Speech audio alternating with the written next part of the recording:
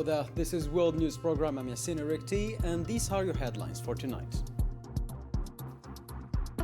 The US struck multiple Iranian cities as Trump declared the interim agreement with Tehran over, and Iran accused Washington of seriously violating the agreement.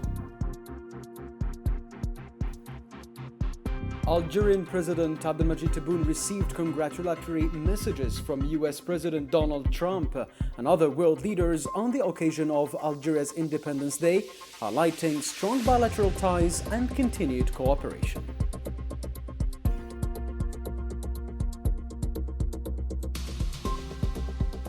NATO members reaffirmed their collective defense commitment and pledged continued military support for Ukraine. President Volodymyr Zelensky called for efforts to push Vladimir Putin toward negotiations before the end of the year. Welcome back to the details of our program. First, in our news, US Central Command said it began additional strikes on Iran to reduce its ability to threaten navigation in the Strait of Hormuz. Iranian media reported explosions in Bandar Abbas, Sirik and Bushehr, with air defenses engaging targets near Bandar Abbas. Officials said the Bushehr nuclear power plant was not damaged.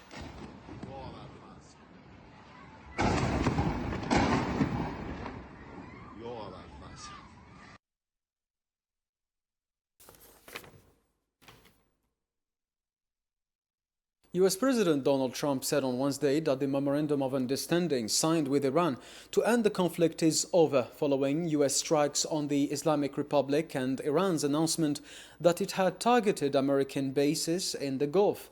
Ahead of the NATO summit in the Turkish capital Ankara, Trump was asked whether the ceasefire with Iran had come to an end. He replied that as far as he was concerned, it was over and that he had no desire to deal with Tehran anymore. That's what to me, I think it's over. I don't want to deal with them anymore. They're scum. You know what scum is? They're scum. They're sick people. They're led by sick people. And they're vicious, violent people. And if they had a nuclear weapon, they'd use it. As far as I'm concerned, it's over. Trump added that he would speak with U.S. envoy Steve Witkoff and Jared Kushner, who had been negotiating with Iran, but stressed that they would have to report back to him. He added that dealing with Tehran was, in his view, a waste of time.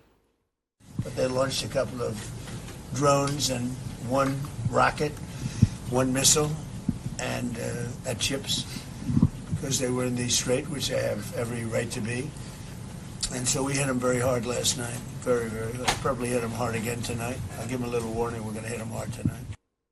US President Donald Trump warned on Wednesday that the United States would likely launch additional strikes against Iran later in the day, following overnight attacks. Speaking on the sidelines of the NATO summit in Turkey, Trump reiterated that Iran would not be allowed to acquire nuclear weapons, saying the strikes came after Tehran targeted ships in the Strait of Hormuz, calling the action a violation of a temporary agreement.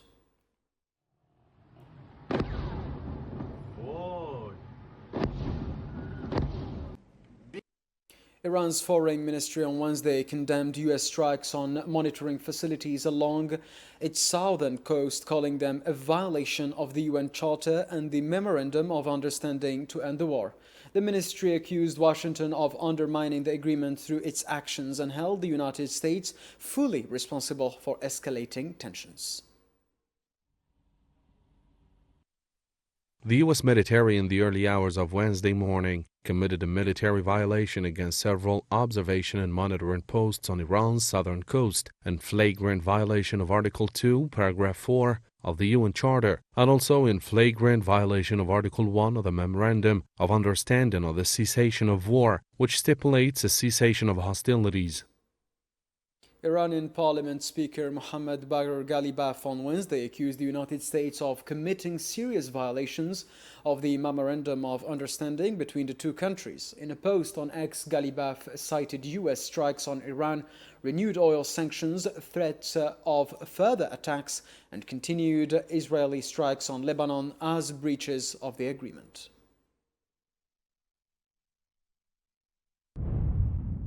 Serious violations of the Memorandum of Understanding by the United States, violating Iranian arrangements in this trade, continuing threats of further strikes, reimposing oil sanctions, attacks on southern Iran, ongoing Zionist aggression against Lebanon. The era of bullying and blackmail is over. It leads nowhere. We will not surrender. Iran on Wednesday vowed a decisive response to recent U.S. strikes on southern parts of the country. A statement carried by Iran's Tasnim news agency said Iran rejected any foreign interference in the Strait of Hormuz, accused the United States of violating its commitments, and warned that only routes approved by Iran would be considered safe for commercial shipping and oil tankers.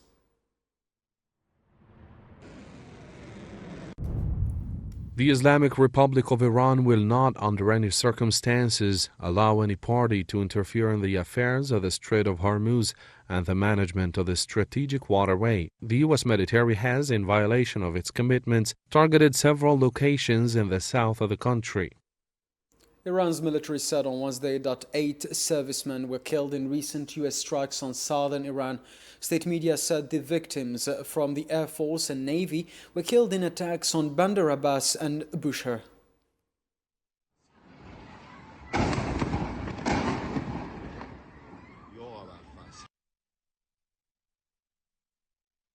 Iran's foreign ministry on Wednesday condemned the U.S. decision to suspend temporary sanctions relief on Iranian oil, calling it a blatant violation of the Memorandum of Understanding to end the war.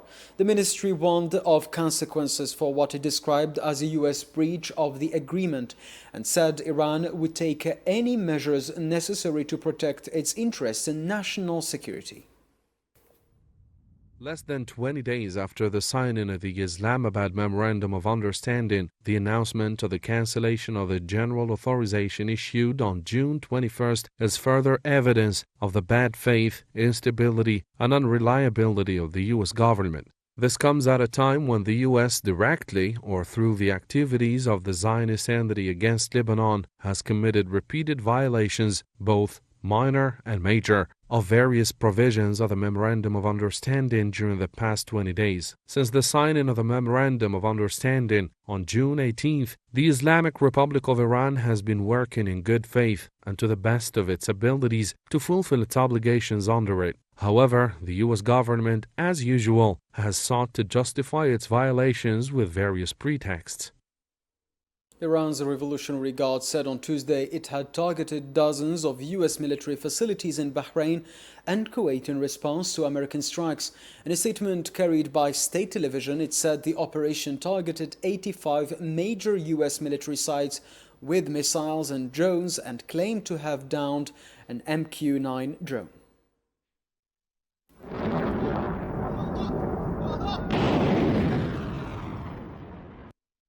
Kuwait's military said on Wednesday it had intercepted missile and drone attacks after Iran threatened a response to recent U.S. strikes. The army said its air defenses confronted hostile missiles and drones, but it did not identify the source, adding that any explosions heard were caused by interception operations.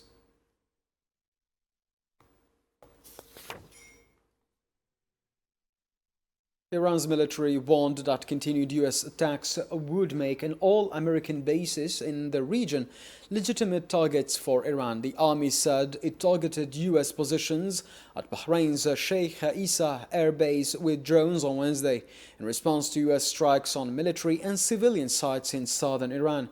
It held Washington responsible for the consequences of what it called repeated violations of the ceasefire agreement.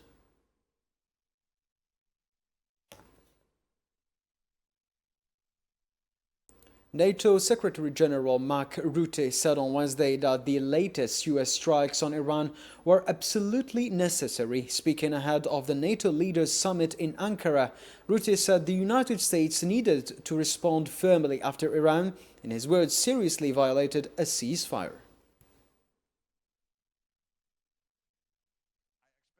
Today, it was absolutely necessary because when you have a ceasefire, and Iran is basically violating the ceasefire. We've seen what happened yesterday with ships being attacked. I think it is totally crucial that the US forcefully reacts.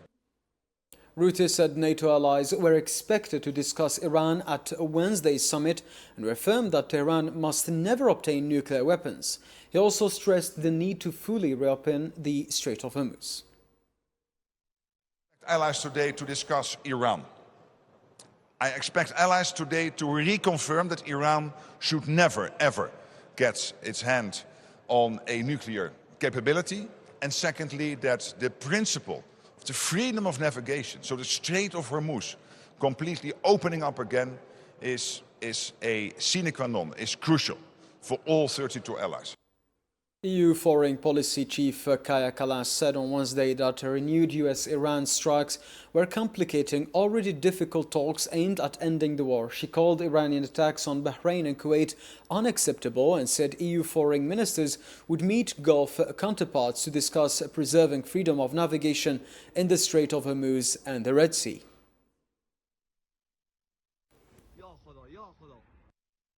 The exchanges of fire between the US and Iran further complicate already fraught talks to end the war. Iran's attacks on Bahrain and Kuwait are unacceptable. Under the memorandum, Tehran committed to reopening the Strait of Hormuz. Its recent attacks on ships near the strait violate that commitment and threaten to disrupt the resumption of energy supplies. Freedom of navigation must be unimpeded. Next Monday, EU foreign ministers will meet with their Gulf counterparts to discuss how we can work together to support the implementation of the agreement and preserve freedom of navigation in the Strait as well as the Red Sea.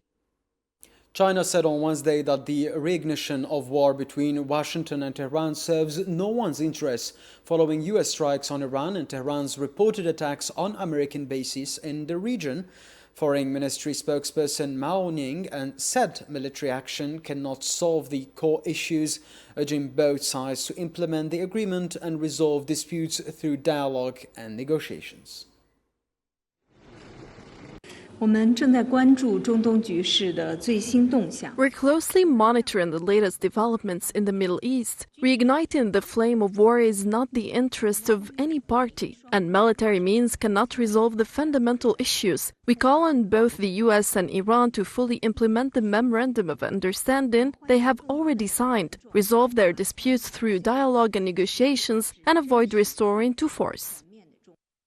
Algerian President Abdelmadjid Tebboune received a congratulatory message from US President Donald Trump on the occasion of the 64th anniversary of Algeria's Independence Day and the restoration of national sovereignty. A statement from the Algerian presidency on Wednesday said Trump conveyed his sincere congratulations to President Abdelmadjid Tebboune and the Algerian people, wishing them further progress and prosperity. The US president said Algeria-US relations had grown stronger and more developed over the past year, praising progress in bilateral cooperation, particularly in supporting security and peace and combating terrorism.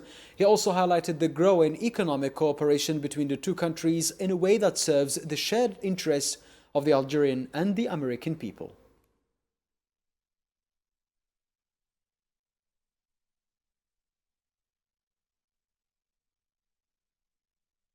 Algerian President Abdelmadjid Tebboune received congratulatory messages from several world leaders on the 64th anniversary of Algeria's Independence Day. Messages came from Saudi Crown Prince Mohammed bin Salman, Bahrain's King Hamad bin Isa Al Khalifa, Palestinian President Mahmoud Abbas, Tunisian President Kais Saied, Senegalese President Bassirou Diomaye Faye and Cuban President Miguel Diaz-Canel.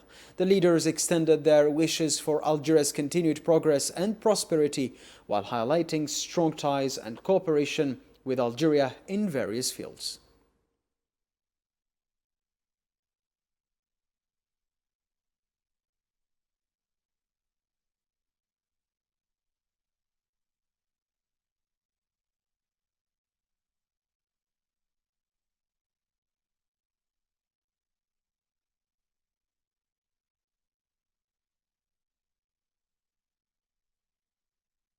Algerian President Abdelmajid Tebboune received the Tunisian Minister of Foreign Affairs, Migration and Tunisians Abroad, Mohamed Ali Nafti, and his accompanying delegation on Wednesday. A statement from the Algerian presidency said the meeting was attended by Minister of State in charge of the General Inspectorate of State Services and Local Authorities, Ibrahim Ered, Minister of State Minister of Foreign Affairs, the National Community Abroad and African Affairs, Ahmed Attaf, President's advisor in charge of diplomatic affairs, Amar Abba, and Algeria's ambassador to Tunisia, Balal Azouz.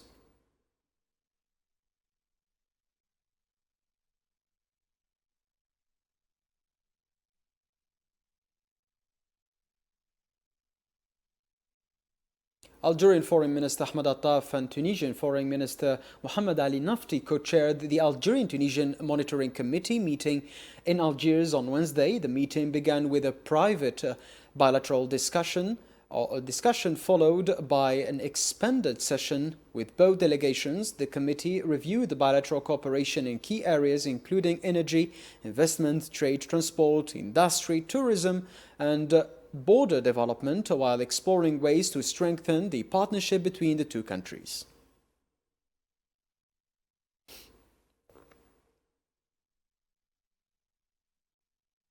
The two sides reaffirmed their commitment to strengthening coordination and consultation and to increasing efforts to maintain the positive momentum in bilateral relations, in line with the directives of both countries' leaders.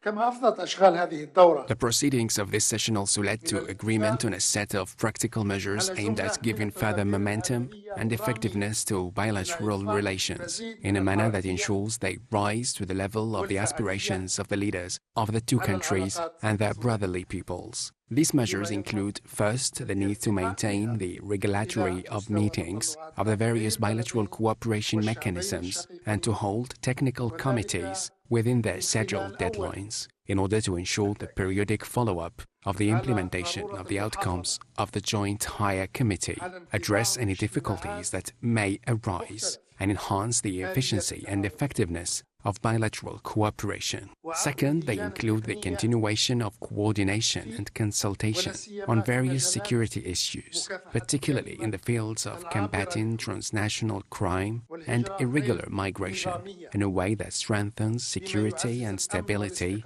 and serves the vital common interests of our two countries.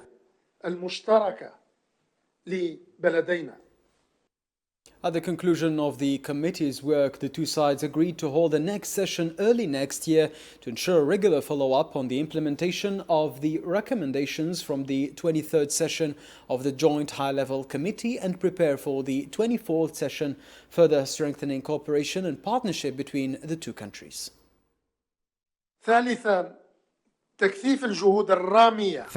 efforts should be intensified to support economic operators on both sides and facilitate the access to the markets of the two countries, thereby contributing to the strengthening of trade exchanges, encouraging investment, and giving the bilateral partnership a deeper economic and development dimension. Fourth and finally, it was agreed that the next session of the follow-up committee will be held during the first quarter of next year to assess the level of implementation of the agreed measures and complete the preparations of the forthcoming session of the Joint Higher Committee, thus ensuring the continuity of the momentum currently shaping bilateral relations and translating the shared political will into concrete cooperative projects that benefit both countries and their brotherly peoples. In another development, Algeria highlighted its national experience in achieving water security during a UN high-level political forum on sustainable development. The Algerian representative said global challenges, including water stress and ecosystem degradation, require an integrated approach to achieving the sixth Sustainable Development Goal on clean water and sanitation. He noted that Algeria has achieved more than 98% access to drinking water connections.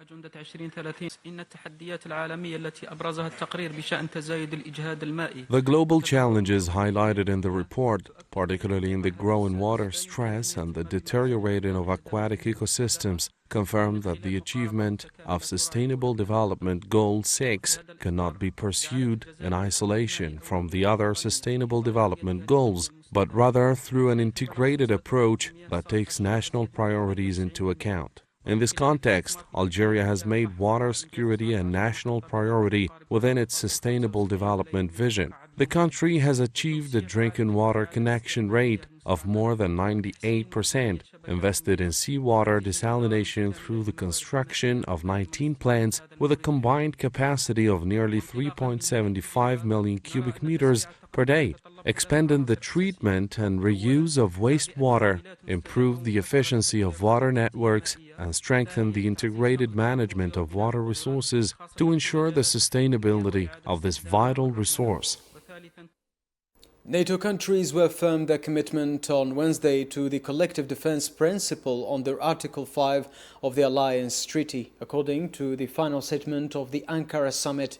The statement stressed that an attack on one ally is an attack on all, highlighting unity and collective strength as the foundation of peace and security.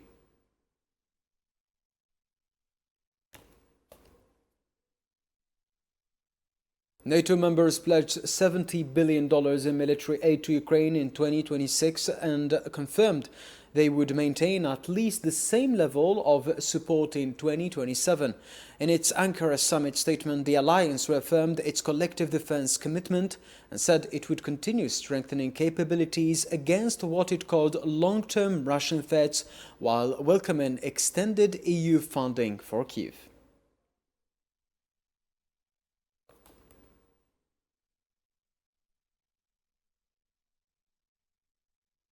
Always in the Ukrainian file, Trump said the US will allow Ukraine to produce Patriot air defense missiles following his meeting with President Volodymyr Zelensky at the NATO summit in Ankara.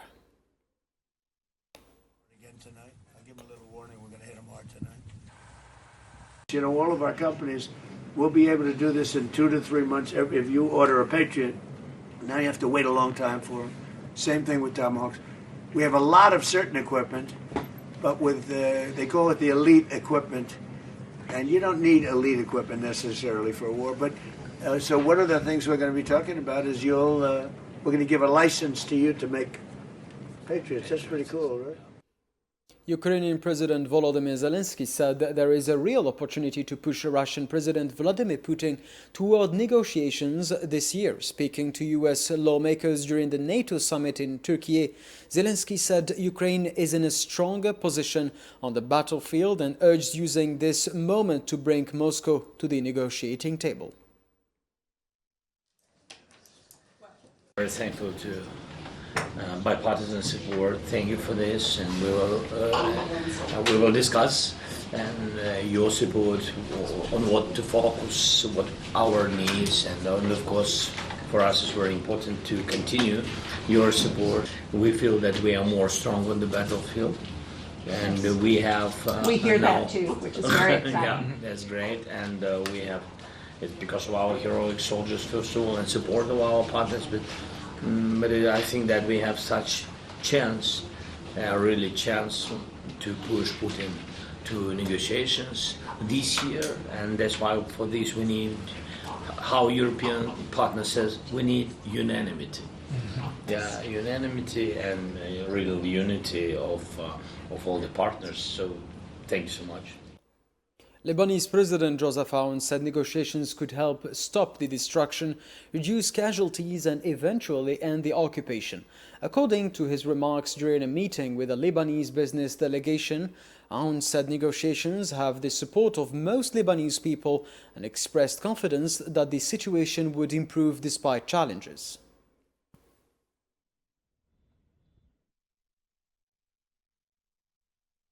In France, Marine Le Pen's decision to run in France's 2027 presidential election after her conviction in the European Parliament embezzlement case has sparked widespread political backlash. Critics called the possibility of her campaigning under electronic monitoring unprecedented in the Fifth Republic in France. Marwa Belawar has the full report.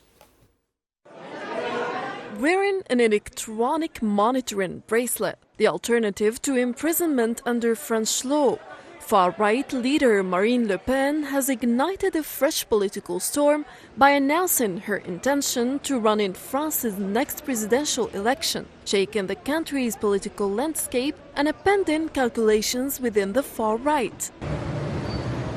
Her candidacy comes after a court sentenced her to 3 years in prison and imposed a financial penalty following her conviction for embezzling European Parliament funds during her years as a member of the European Parliament. Several French politicians argue that the prospect of a convicted Marine Le Pen seeking the presidency while wearing an electronic monitoring bracelet is in itself a reflection of the level of corruption in the country. Bienvenue dans la République des bracelets électroniques. Welcome to the Republic of the Electronic Ankle Bracelets. Let me remind you of the fact Marine Le Pen was recently convicted of embezzlement for using public funds to finance fictitious jobs for nearly her entire entourage, her sister-in-law, her driver, her bodyguard, and even her father's butler, for a total of 2.8 million euros. Just think about this simple question. How can anyone imagine a presidential candidate campaigning while wearing an electronic ankle bracelet? Is it a sign of how deeply corruption has taken hold in the country? Critics say the French far-right has built much of its political identity on nationalism, xenophobia and populism while presenting itself as a defender of political integrity. For them, Le Pen's decision to remain in the presidential race despite her conviction exposes a contradiction between the movement's rhetoric and its political practice. Le Pen's decision to campaign while wearing an electronic monitoring bracelet issued by the French prison administration marks what many observers describe as an unprecedented moment in presidential politics under the Fifth Republic ahead of the 2027 election. The way to free the country from the grip of the national rally is through the ballot box and the will of the people. Nothing changes, regardless of the candidate. As the Creole saying goes, same face, same thing. Let's vote them all out. Bracelet électronique. Her return to the presidential race has become a source of political controversy, public ridicule, and growing concern across France. It has also complicated the country's political landscape, reshaped calculations within the various factions of the far right, and reignited debate over political ethics after both former President Nicolas Sarkozy and Marine Le Pen appeared wearing court-ordered electronic monitoring bracelets. And with this, we end our news for tonight. Thank you for your kind attention.